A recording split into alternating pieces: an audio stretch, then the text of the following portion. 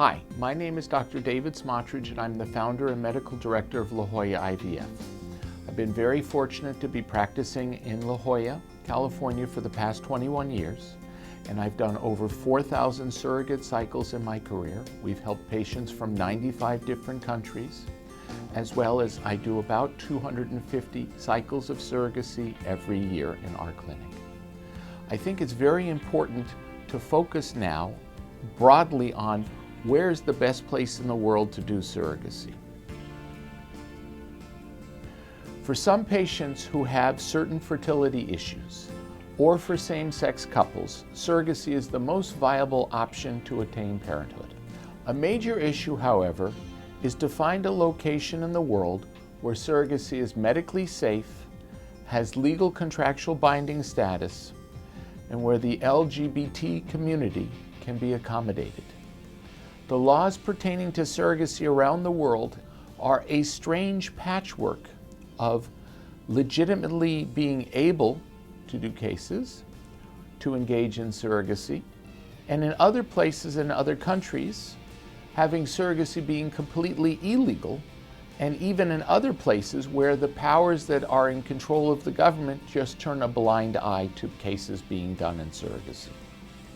There are no internationally recognized laws for surrogacy, and so many parents and children who engage in surrogacy can be left in vulnerable or even stateless positions.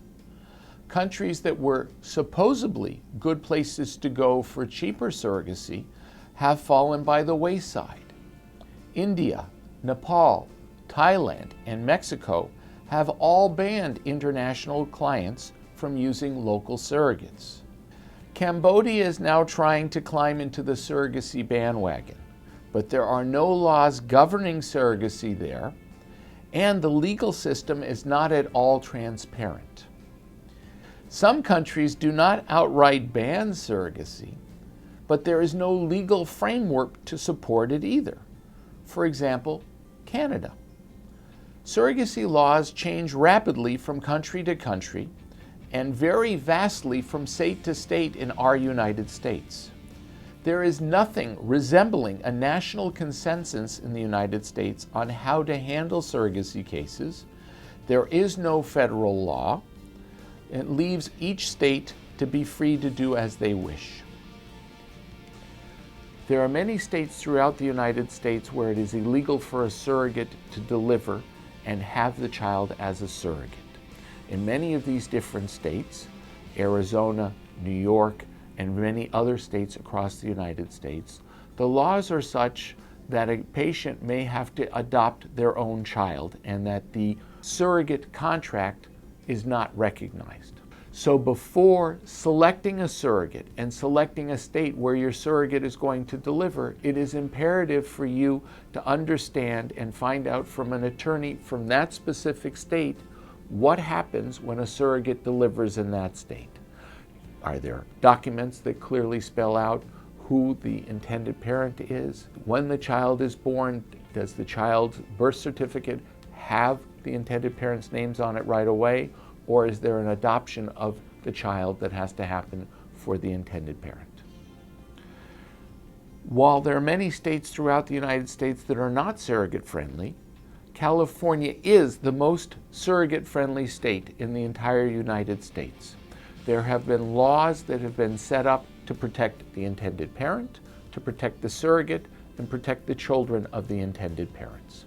These laws have been tested, and because these laws have been very definitive, there are very few issues with regards to custody of the children and the ability for you as an intended parent to get the child back. In the state of California, prior to starting medications on a surrogate case, there is a clear legal document that spells out the relationship between the intended parent and the gestational surrogate. The relationship is clearly described, the expectation of the contract is clearly described, and what happens when the surrogate gets pregnant, and most importantly when she delivers, is clearly described and agreed upon.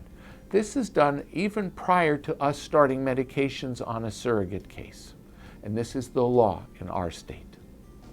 In our state, when a surrogate is pregnant, I get a letter from the lawyers that clearly defines what this relationship is and reiterates that the only way that the surrogate got pregnant was through an IVF procedure. The medications that we use on the surrogate are designed to hormonally shut her ovaries down so that there is no way for her to release an egg and therefore no way for her to get pregnant other than us placing embryos into her uterus. This is set up to protect the surrogate, this is set up to protect the intended parents, and ultimately to protect the child, so that there is no question that that child was intended for the intended parents, and that child is indeed the child of the intended parents. I've been very fortunate to be practicing in California for over 21 years. And while my focus is advanced fertility therapy, one of my very distinct focuses is patients using surrogates. In fact, I've done over 4,000 surrogate cycles in my career, and on average I do about 250 cases of surrogacy. Now, while there are many different centers and many different doctors that do surrogacy, it's very important for you to go to a center that does a lot of surrogacy and that have a full understanding of the intricacies of surrogacy, not only with regards to medicine, but also with regards to the legal ramifications of the case that you are doing, the psychological ramifications of the case that you're doing, the insurance ramifications of the type of case that you are doing. We've been very fortunate to work with many different agencies, and when I talk about surrogacy, it truly takes a village to do a surrogate cycle properly. The surrogate needs to be fully medically screened. Surrogate needs to be psychologically screened. Frequently, a part of the evaluation of a surrogate, there's a background check to make sure that she's in a healthy environment and in a supportive environment, so that after she indeed becomes pregnant, that there's a nurturing environment for her to continue in a healthy pregnancy. There's a whole legal team that clearly describes what the relationship is between the surrogate as well as the intended parent, and is there to help with regards to all aspects of this particular relationship. Obviously, insurance is very important for the surrogate and her obstetric care, as well as for after the child is born and their nursery care. So when one chooses a surrogate center or a center to do surrogacy for, make sure that you're going to a surrogate-friendly state. Make sure you're going to a center that does a lot of surrogacy. If God forbid you needed open heart surgery, you wouldn't want to go to a surgeon who's only done 2 cases. You'd want to go to somebody who's done over 4,000. Our entire staff is focused on making the process of surrogacy for international patients a smooth, cohesive, and inviting one.